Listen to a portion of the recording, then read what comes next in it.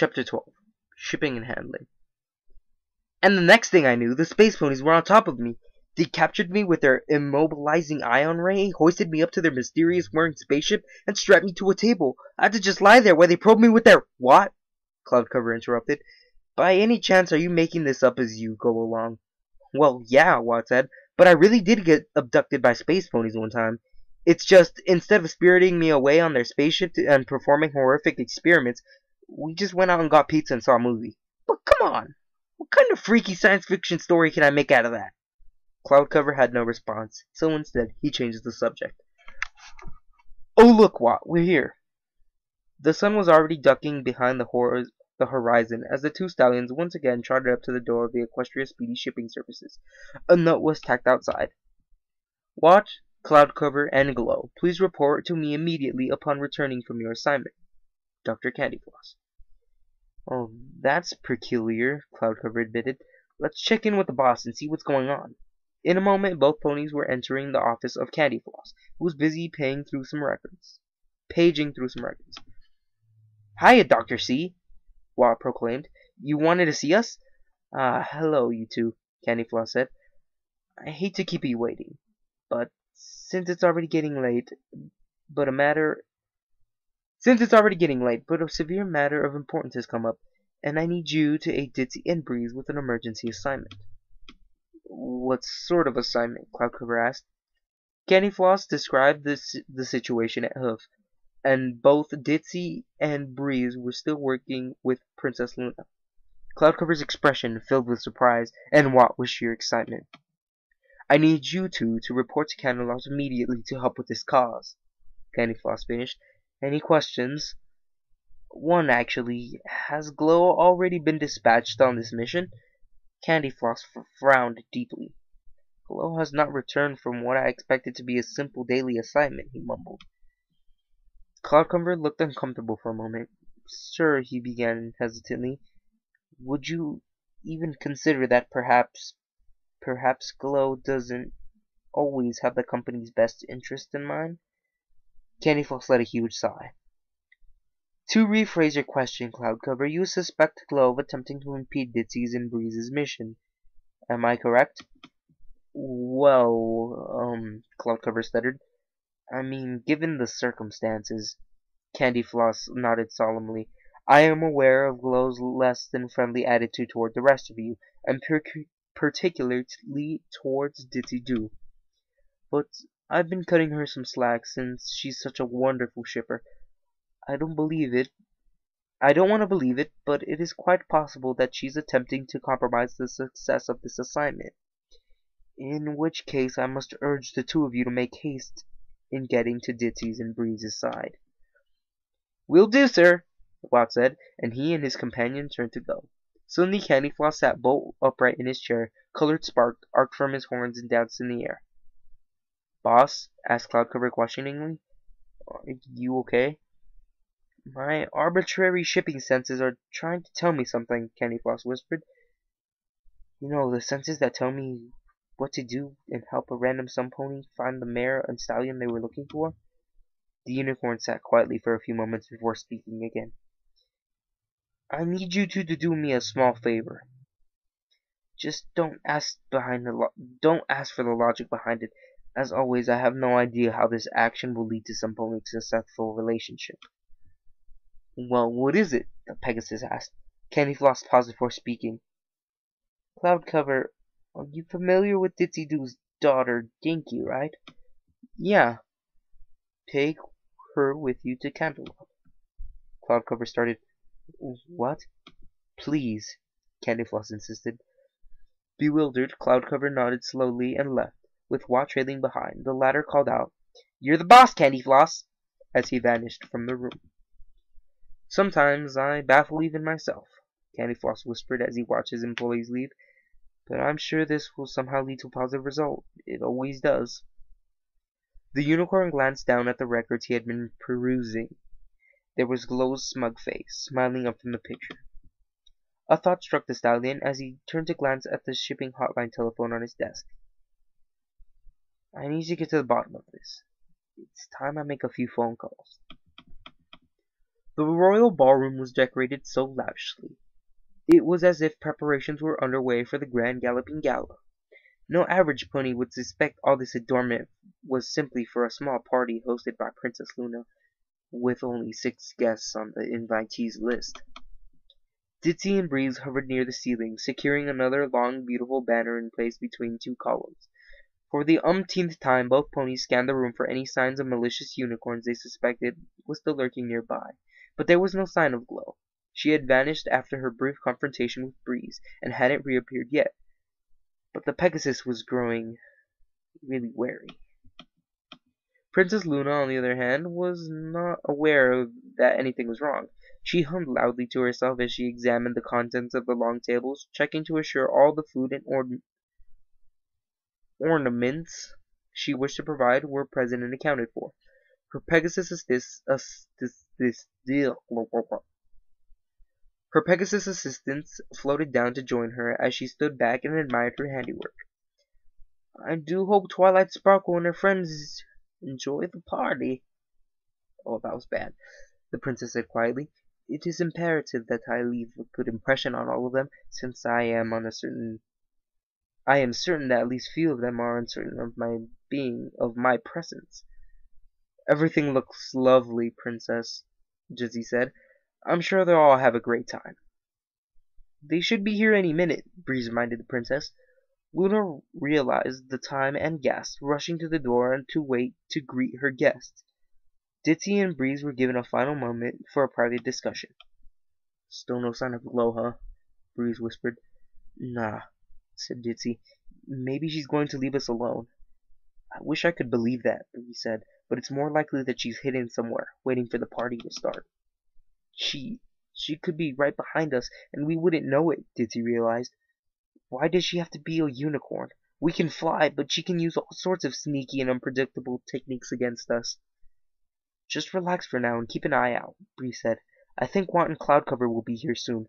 We just need to keep things under control for just a little while longer." There was a great commotion at the door, and as a cacophony of voices approached, the Pegasi could hear the high-pitched yammering of Pinkie Pie, and the arguing voices of Applejack and Applejack and Rainbow Dash. Rarity could be heard loudly gushing about the beauty of Canterlot, and Twilight and Fluttershy's quiet voices even carried in the large echoing hall.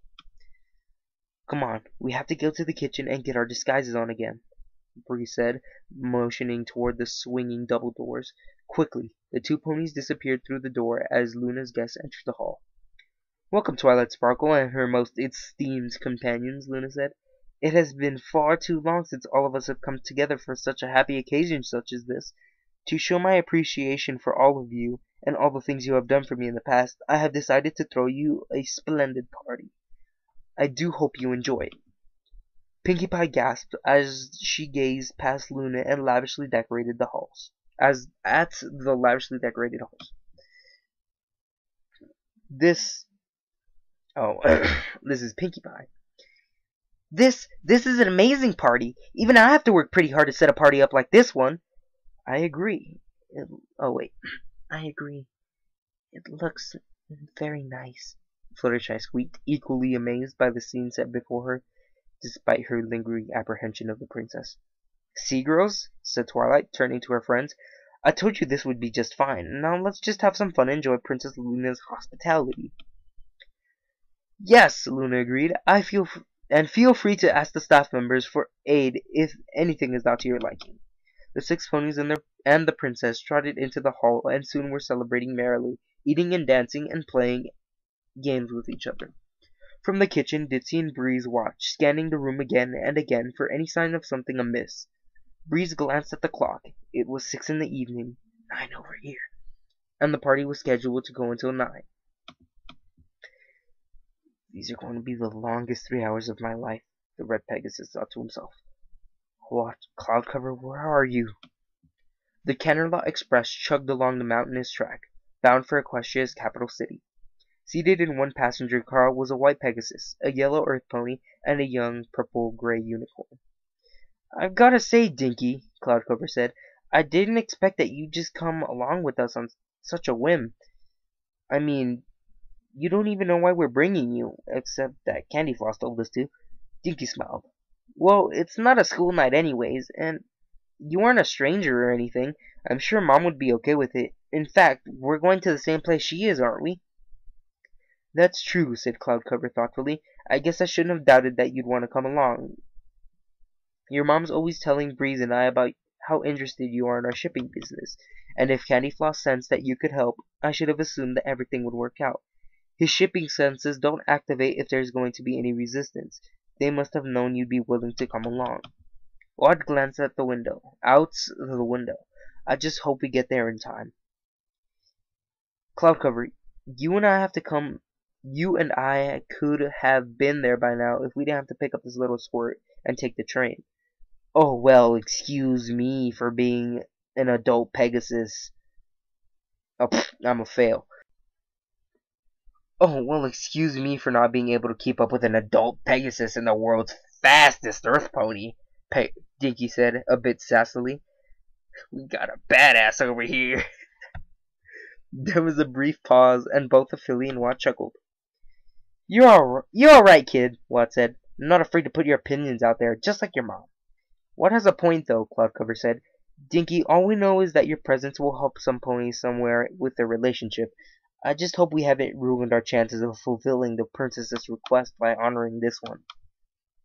Dr. C has never steered us wrong before, I guess, Watt said, putting his forehooves behind his head in a reclined position. Besides, how much trouble could Cosmo possibly stir up? Cloudcover wasn't exactly sure he wanted to know the answer to this question. Darkness covered the castle grounds. Cosmic glow slunk along, staying low to the ground, avoiding the gaze of the nearby night guards. The purple disaster for hire Screwball trotted along obliviously behind her. For Celestia's sake, Screwball, Glow whispered, can't you at least try to stay hidden? You're going to get us caught. Hidden? Asked Screwball. Okay. With a tiny, gleeful hop, she leapt into the air and landed perfectly in one of Glow's saddlebags. She was far too big to fit, but never one to obey the laws of physics. She disappeared into its tiny interior, not even causing the bag to bulge. Her weight, unfortunately, did not change, and Glow staggered sideways from the sudden sensation of supporting another whole pony. That's not going to work, she hissed. I'm off balance with you there. There was a moment of shuffling, then Glow watched as Screwball's back legs, hindquarters, and tail climbed out of the bag, strode across her back, and leapt into the other bag. Disturbing as the spectacle was, it did provide a much more even distribution of weight. Alright, fine, whatever, said Glow, already getting fed up with a creature she'd only known for a few hours. Let's just get inside. Again, Glow turned herself invisible. She was no virtuoso of the magical arts, but this was one trick she had mastered, and she was particularly fond of it. Sneaking between two bored-looking castle guards proved to be a simple task. You'd think they had some kind of anti-magic thing, but no. Dropping the cloaking spell, Glow trotted quietly through the dim halls of the castle, making her way towards the ballroom. Within a few minutes, she reached its huge wooden doors. Music, talking, and laughter could be heard from the other side.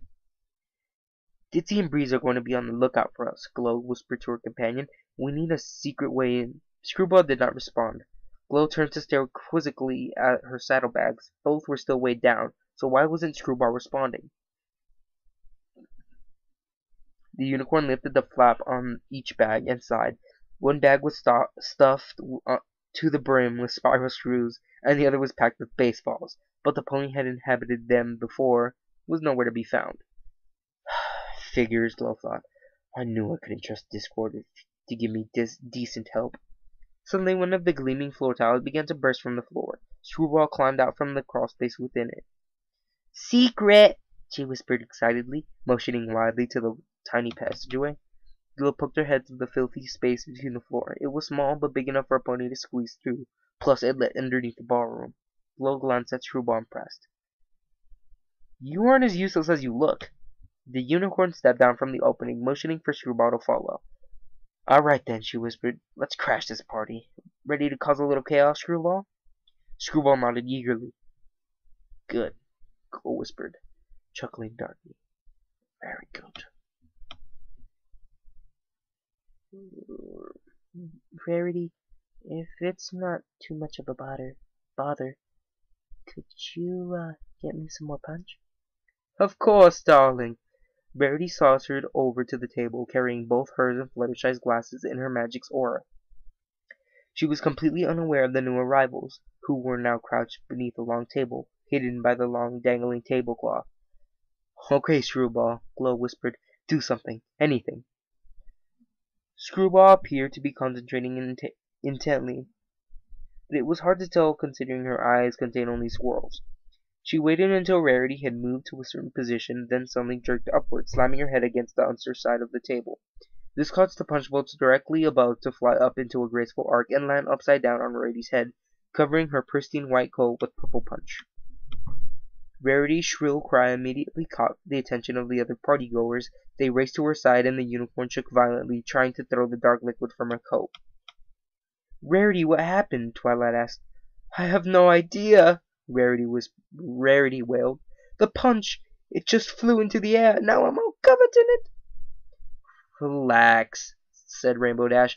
Just go wash it out. It's punch. It's not like it's going to stain your fur. Rarity laughed nervously. Yes, you are right, Rainbow. I'll just go wash up.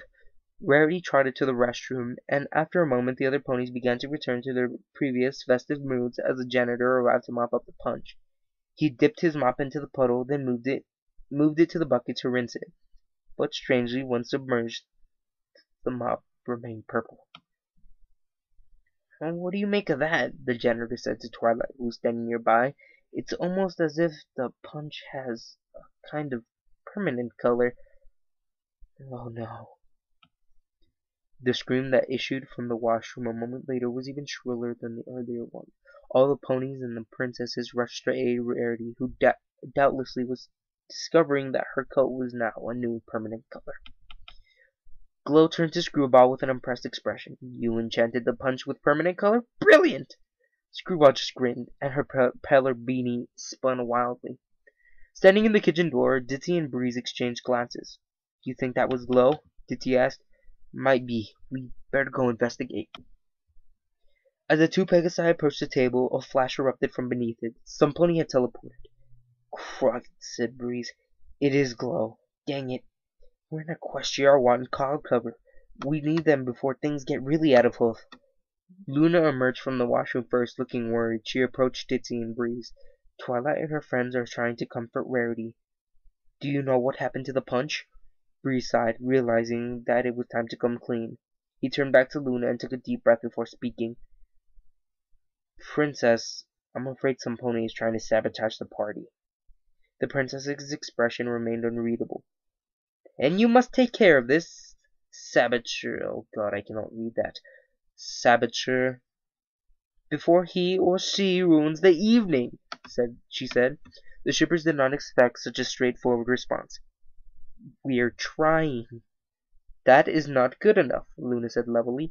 The description of your services of your company includes any and all behind-the-scenes work for the benefit of the client and their pony of interest.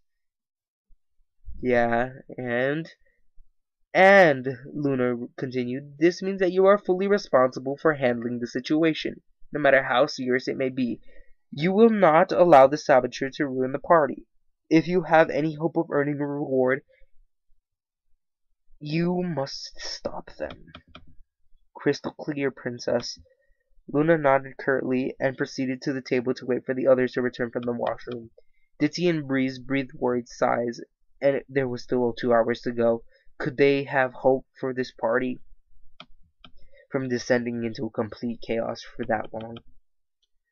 The evening went downhill more quickly than any pony expected.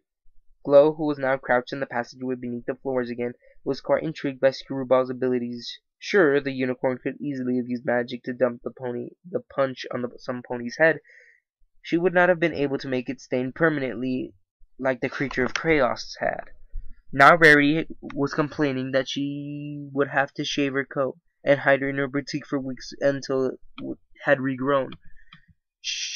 Her generally dour mood was putting a damper on the festive mood of the party. In other words, Glow's plan was beginning to work.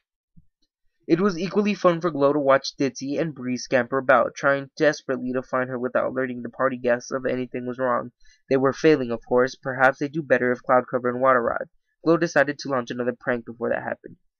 Screwball, she whispered, pointing out in the gap of the tiles at the yellow pony she had been observing for the last minutes. That yellow Pegasus seems pretty jumpy. See if you can do something that would give her a good scare, since she doesn't look like she can handle it. Screwball smiled and motioned at the balloons tied to the railing nearby. Kaboom! She squealed excitedly. That was not an excited squeal, but okay. Glow looked skeptical. You're going to make the balloons pop? I guess that works. I just figured you'd be more original. Screwball wasn't listening. She watched intently until Fluttershy was near a stray balloon. Then the Chaos Pony clapped her front hooves together. The balloon not only burst, it flew forth an enormous sound, as loud as a cannon blast, right behind Fluttershy. The Pegasus shrieked and jumped 10 feet in the air, floating for an instant right next to a whole cluster of balloons. Again, Screwball clapped her front hooves. The resulting sound of all the balloons magically burst was deafening. Fluttershy was literally blown to the ground with a sound as loud as a bomb. Completely unable to move, the Pegasus simply lied there, her usual butter-yellow coat almost completely white with fear, and her body quivering like gelatin. Jiggling a wiggling spray with a wiggle and a jiggling a wiggling spray wiggle. Glow had to shove her hoof into her mouth to avoid bursting into laughter as all the other ponies started to rush to Fluttershy's aid. Fluttershy, are you okay, Sugar Cube? Applejack asked with concern. Fluttershy didn't respond. She stared at the ceiling, her eyes wide and unblinking. She continued to shake violently all over. Princess, asked Twilight, what happened? What is in those balloons? I don't know, the princess responded defensively. Perhaps there was some mix-up with the compressed helium and other things, more volatile gas. I'm certain it was a simple misunderstanding. Shit. Here, Fluttershy, Pinky said. Let's get you some water. The pink pony hopped over to the table and filled a cup for her friend. She also snapped up a couple of cupcakes for herself. Screwball pointed excitedly from her hiding spot. Glow looked at Pinkie Pie, unsure of what Screwball was planning. Whatever you're asking to do, go ahead and do it, Glow said. I'm sure it will be hilarious. Up above, the pink earth pony returned to her group of friends, carefully administering the water to Fluttershy. The Pegasus gave a little gasp and finally came to her senses, but it was obvious that it would be a while before she calmed down. There you go, Flutters, said Pinkie. You're looking better already. With a grin, Pinkie tossed one of the cupcakes into her mouth, chewed briefly and swallowed contentedly. A split second later, and suddenly, the Hypermare's happy expression changed to one of surprise and disgust. No, it can't be, she cried suddenly, startling the others who were still clustered around Fluttershy. Desperately, she tore open one of the other cupcakes and looked on in horror as the contents she suspected became visible. A greenish-gray cake substance, crawling with earthworms.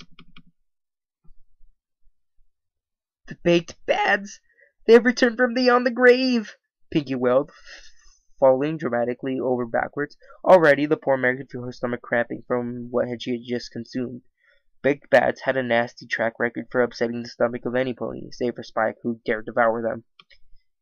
But that's impossible, said Applejack, cringing as she remembered her involvement with the original Baked Bads incident. Delicately, she lifted the tainted treat. A slimy worm poked its head out and peered at her. The earth pony dropped the cupcake in disgust. Maybe there was some sort of problem in the kitchen, Luna said apologetically. Please excuse me while I speak with the chefs. Chefs, same thing. Don't start this up on me, Pinkie. No. Take your time, said Pinkie weakly, who was beginning to turn green as she suppressed her growing urge to vomit. Luna...